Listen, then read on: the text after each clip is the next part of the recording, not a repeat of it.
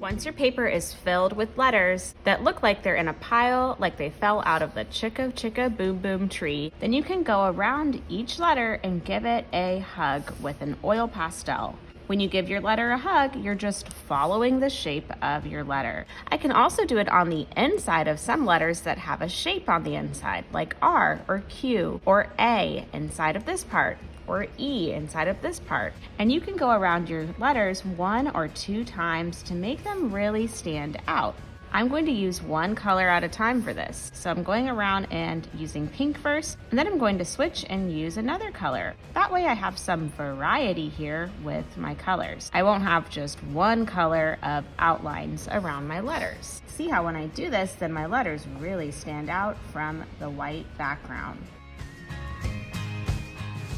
Notice how I spaced out the letters that I outlined with pink, so I didn't put all the pink ones near each other. So try to alternate your colors and space out the ones that are outlined in the same color. So I'm moving around the paper when I'm using blue.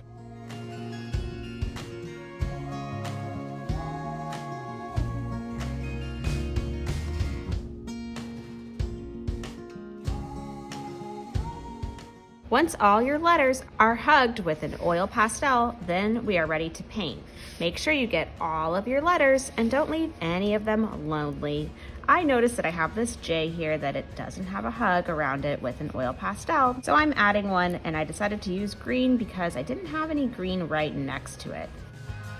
Notice how I still have some white space on my paper.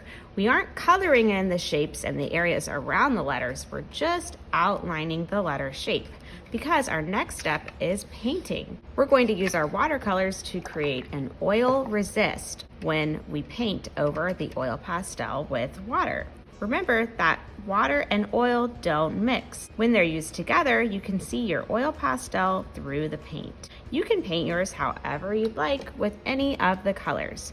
Remember, when you're painting, you'll need a messy mat, a water cup, and a paintbrush, and your watercolors. When you switch colors, you need to rinse off your brush so that we keep our watercolors nice and clean.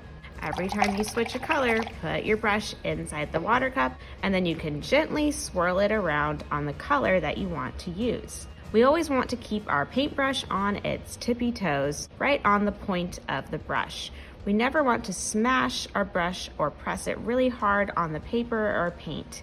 That would ruin its bristles, which are the hair of its brush. We don't want it to have a bad hairdo like this. We want it to stay nice and pointy. So I'm going to paint in all of the white spots on my paper.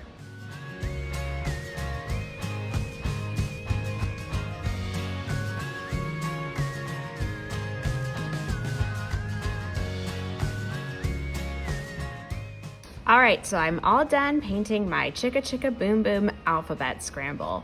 When you're done, take your messy mat with your painting on top and put it on an empty spot on the drying rack. I hope you had fun using the letters of the alphabet to create an artwork inspired by the book Chicka Chicka Boom Boom. I can't wait to see how yours turns out.